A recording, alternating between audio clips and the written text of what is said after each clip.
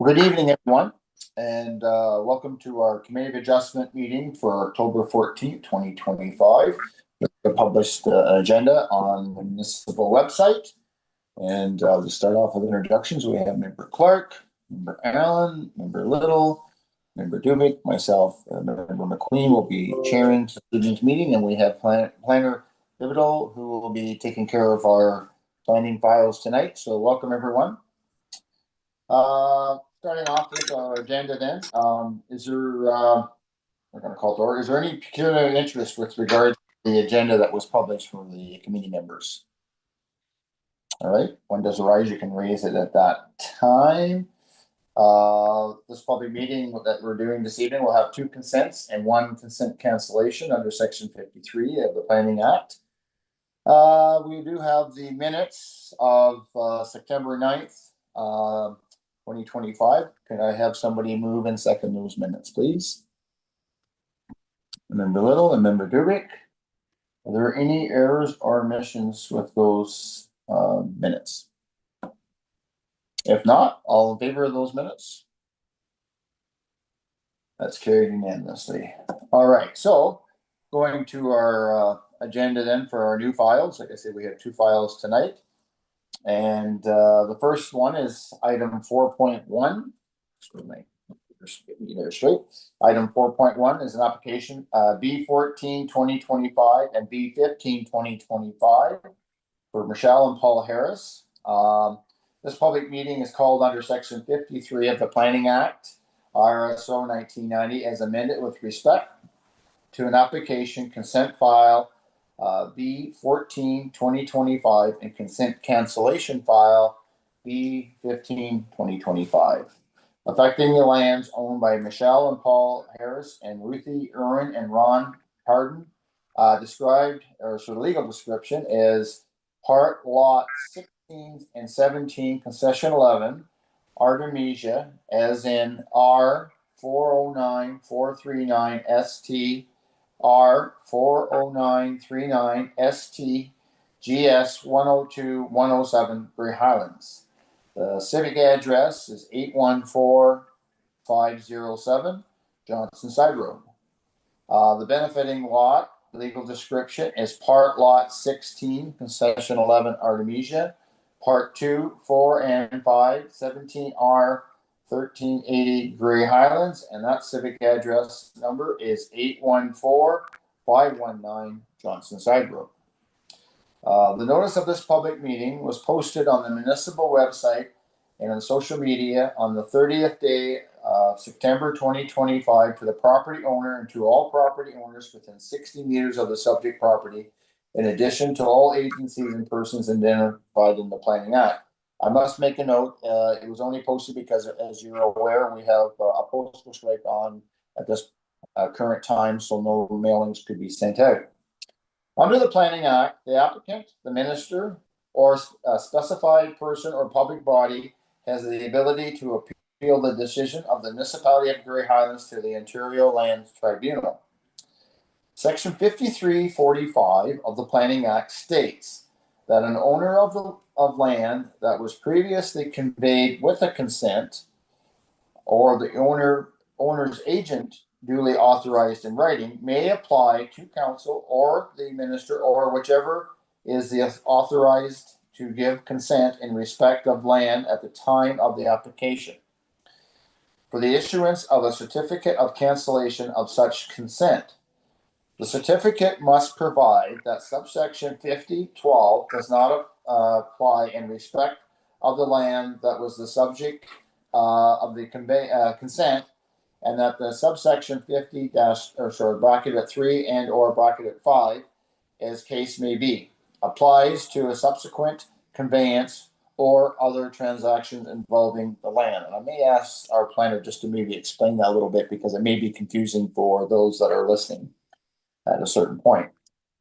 It is important to note that if you wish to be mailed a copy of the notice of decision and you do not live within 60 meters of the subject property, you must provide your request in writing to the planning department of the municipality of Grey Highlands. The electronic registration does not represent your written request. Staff can provide direction to you in applying in writing for the request for notice. At this time, the committee will hear a presentation by the applicant or their agent. I understand that, I'll go to you, Madam Secretary Treasurer, to let somebody in, but I understand that there is an individual representing this file. Thank you, Chair. We do have the agent, Ron Davidson, in attendance, who will be presenting this file. That's what I thought. Thank you.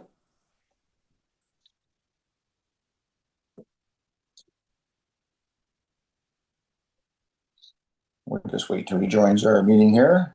Good evening, Ron. Good evening, everyone.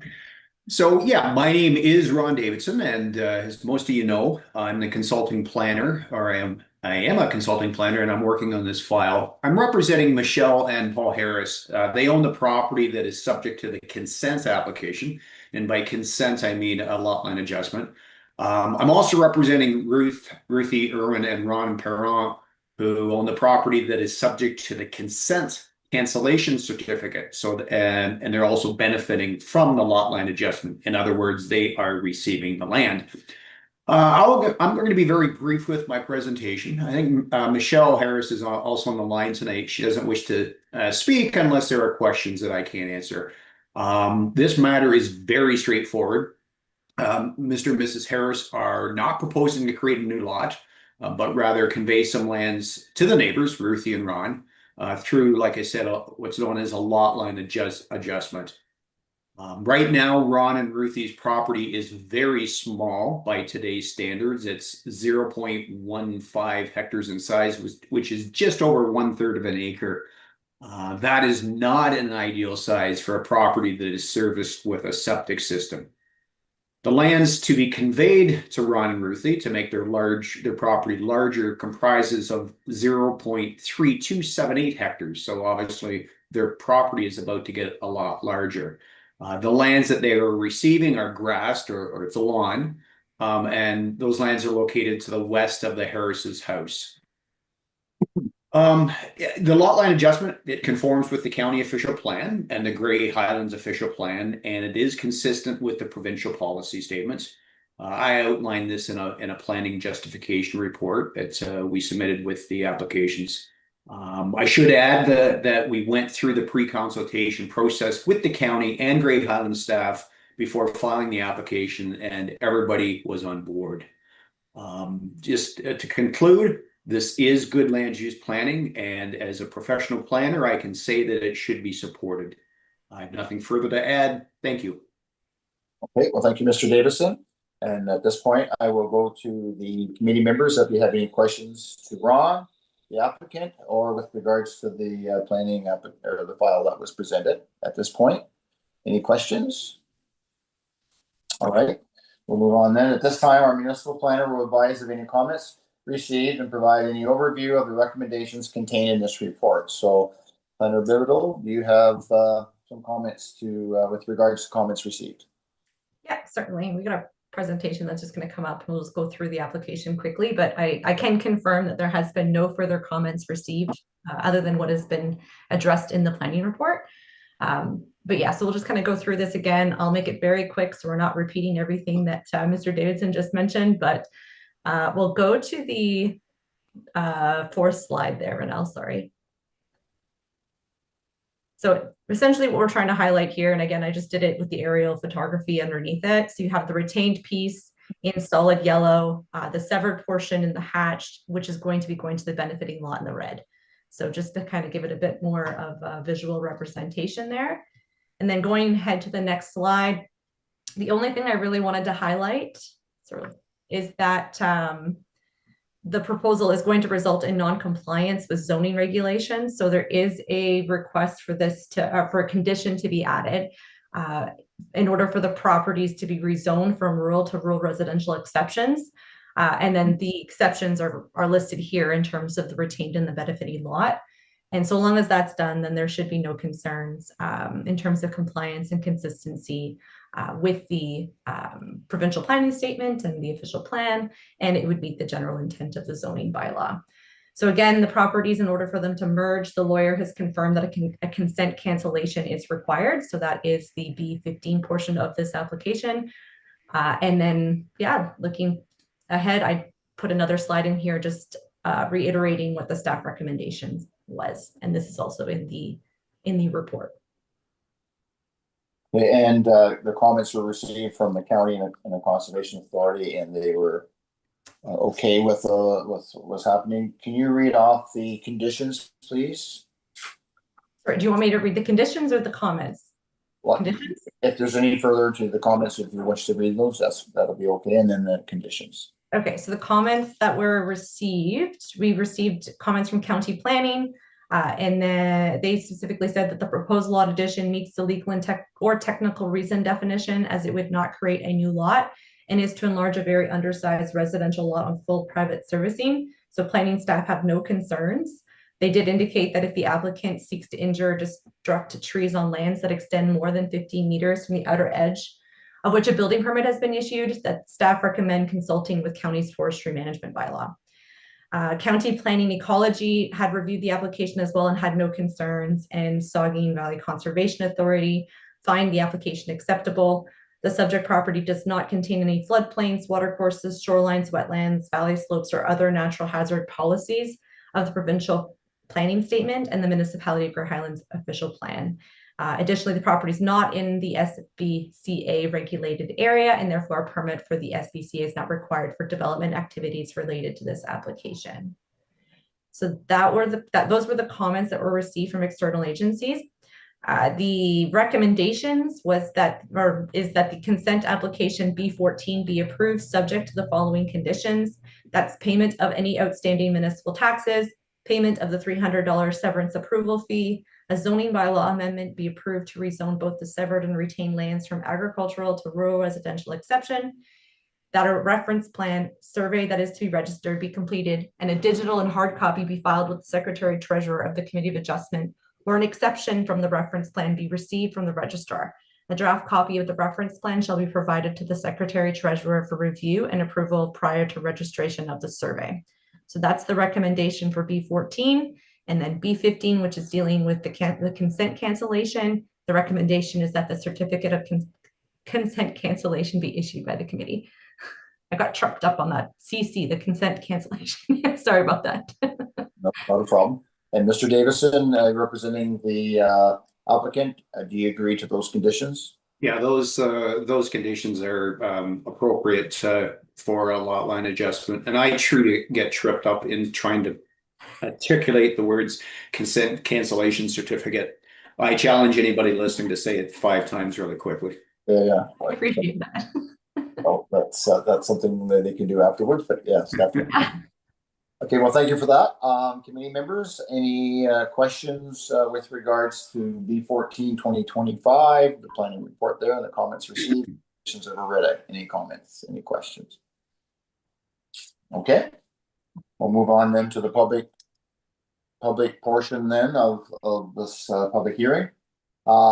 Any person wishing to object, support, or have general questions of the proposed consent, please indicate and state your name and address. So, Madam Secretary Treasurer, do we have anybody online that wishes to speak? Thank you, Chair. Anyone currently in attendance wishing to speak on this item may use the raised hand function in Zoom to indicate their wish to do so. If you are connected to the phone, you may dial *9 to raise your hand. We'll just give it a couple minutes here.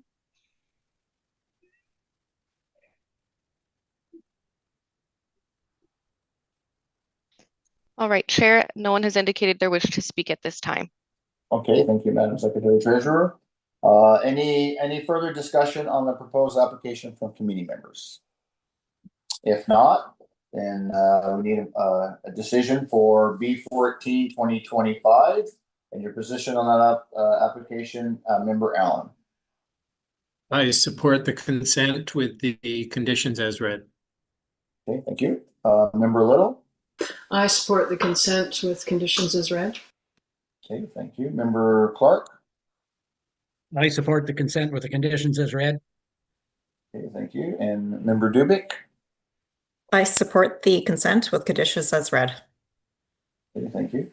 As chair, I also support the consent with the conditions that have been read out, subject to a 20-day appeal period once the I guess it's going to be a little different. It won't be mailed out now, so maybe just on that, planner Bivital or our secretary treasurer. We normally it's 20-day appeal period by the day it's mailed out, but obviously by the time the members sign it, it takes away. But any comment there? Because normally it's by the day it's sent out, but. Yes, Chair. So because we have the postal strike, we will do the same thing. It'll be posted on the municipal website, social media, and then on the planning webpage itself. And then as always on the specific link in iCompass or Document Center as well. Once it's posted, it'll be counting from the day that it's posted. Thank you for that clarity. Okay, so again, I deem this application is carried subject to the 20-day appeal period. And moving on now to B15, which is the you're going to trip me up on the cancellation for the previous consent, and that's B15 2025. And I know it was a little maybe from the wording of how I read that off, but I don't know if anybody has any questions to that. But we don't deal with cancellation of consent very often, but this is one of those days. So any question on the cancellation from committee members? Okay, and if there isn't, then your position on the consent cancellation, Member Little. I support consent cancellation. Okay, Member Clark. Yes, I support the consent cancellation. Okay, thank you. Member Dubik. I support the issuance of a consent cancellation certificate. We're getting really good at that, aren't we? And Member Allen. I support the consent cancellation certificate. Okay, thank you. And I also support the consent cancellation certificate. There is no appeal, I don't think, on that, just for clarity, Planner Pivotal. It just, we set that, and then there's no appeal period because nobody can appeal it unless the owner themselves. So I deem that is carried. And thanks everyone for this application, these two applications, and we'll deem those are dealt with. So then, thanks, Ron. You have a good evening. All right, so we'll move on to item. Oh, you're still there. Oh, you just are going to stay there anyway, right? All right. So moving on to agenda item 4.2 is an application B16 2025 for the East Back Line.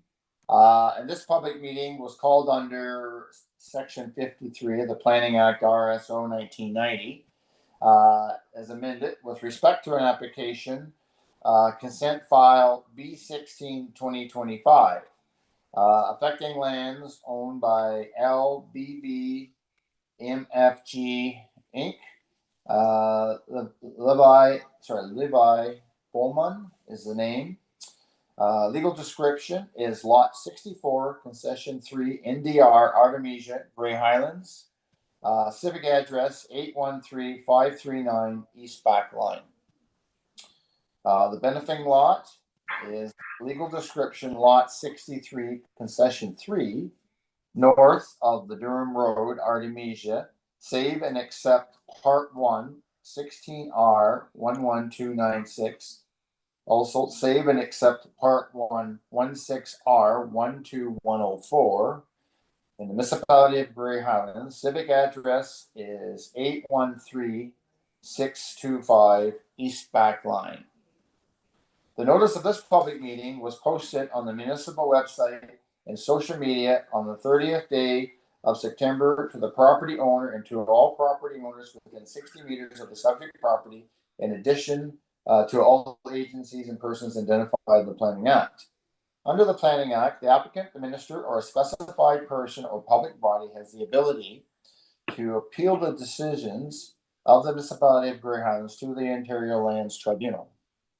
It is important to note that if you wish to be, well, if there is mail, if you wish to be mailed a copy of the notice of decision, you do not live within 60 meters of the subject property, You must provide your request in writing to the planning department of the municipality of Grey Highlands. The electronic registration does not represent your request. Staff can provide direction to you in writing for a request of notice. And just of that note, I would probably say that then since by mail is not really an option at this time, probably contacting the staff and probably an email or some other source of getting that information. And would that be a fair statement? Okay, so you just contact staff on that if you're if you're past the 60 meter of the subject property. Also, at this time, the committee will hear a presentation by their applicant or their agent. So, Madam Secretary Treasurer, do we have somebody wishing to speak to this application? Thank you, Chair. We have the agent, Abraham Martin, who's in attendance, who'll be presenting the file. Okay, thank you.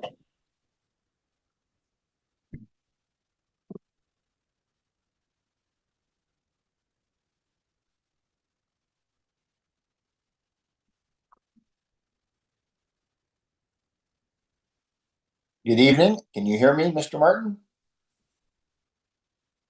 You're still on mute, so.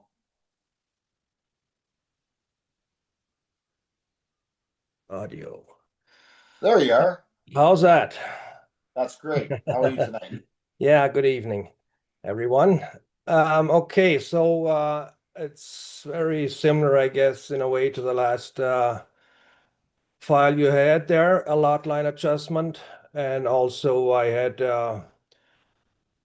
sent in the overview with the application stating on what's happening here or what we are proposing.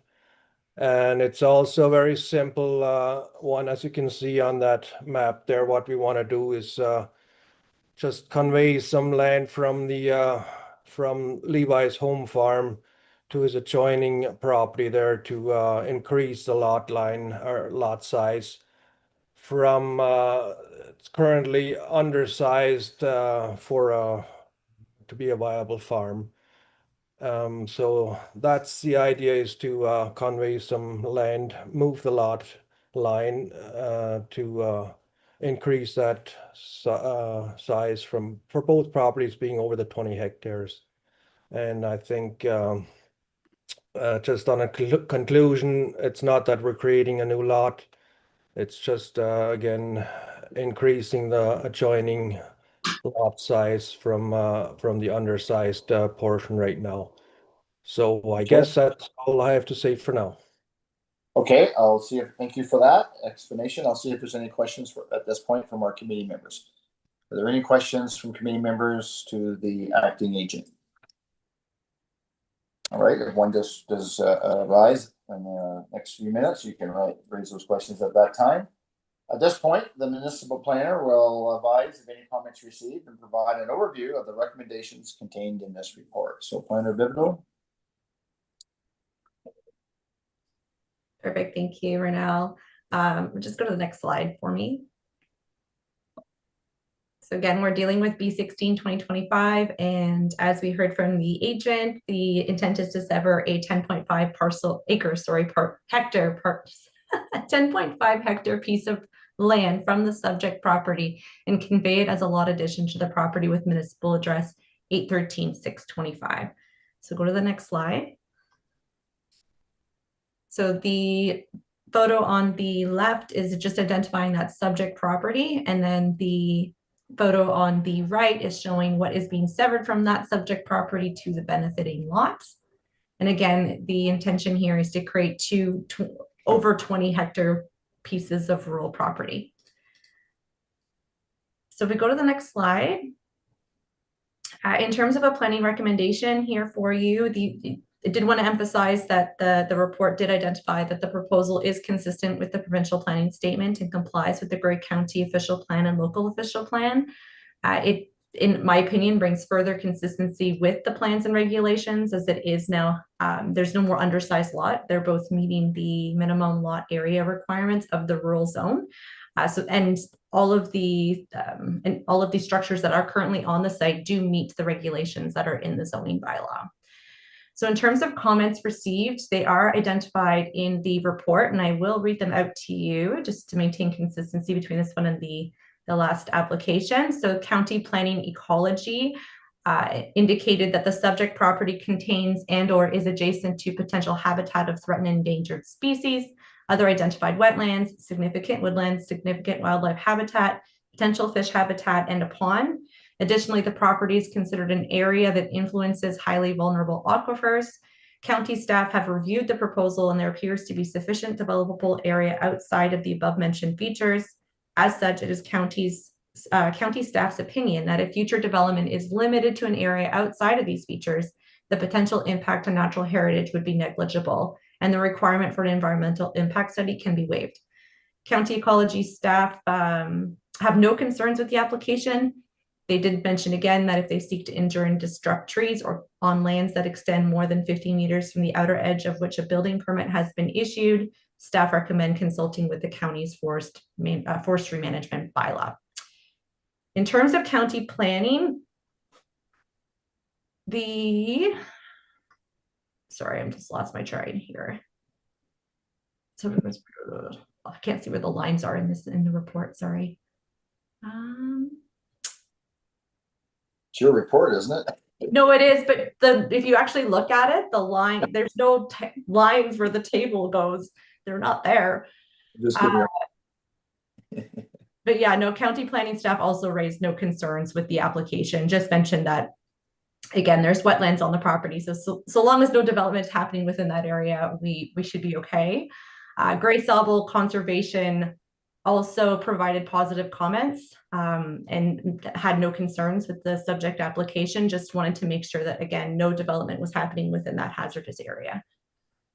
So with that, the recommendation from our end was that the application be approved. The conditions that we have listed here are that the applicant will be responsible for payment of any outstanding municipal taxes, payment of the $300 severance approval fee, and that a reference plan be completed and a digital and hard copy be filed with the Secretary Treasurer of the Committee of Adjustment, or an exception from the reference plan be received from the registrar. A draft copy of the reference plan be provided to the Secretary Treasurer for review and approval to registration of the survey. Okay, well, thank you for that. And I'll go back to Mr. Martin if he agrees to those conditions. Mr. Martin, do you agree to those conditions? Yes, we definitely agree with those conditions. They seem to be fairly standard, yeah. Okay, thank you for that. At this point then, thank you, Planner Bibido. Is there any questions, comments from committee members? And I think just as note, we just dealt with the other file and we had the cancellation certificate that was required. But because I think, and maybe you can correct me if I'm wrong, because these properties were created from original survey, where the other one was created by consent, that's why you needed the cancellation, because it was created by consent and you had to do that. Or these are the original lot survey, is that correct? Yes, that's our understanding. In the first one as well, we also had a legal interpretation that indicated that consent cancellation was required. Thank you for that. And the reason I provide that information, if somebody was watching both files, they'd be sort of scratching their head, well, why one and not the other? And so I think it's important to have that clarity. Okay, at this point then, we're going to go to the public portion of this file. And then, I will then say that any person wishing to object, support, or have general questions on the proposed consent, please indicate and state your name and address. So, Madam Secretary Treasurer, do we have anybody wishing to speak to this file from the public? Thank you, Chair. Anyone currently in attendance wishing to speak on this item may use the raise hand function in Zoom to indicate their wish to do so. If you are connected to the meeting by the phone, you may dial *9 to raise your hand.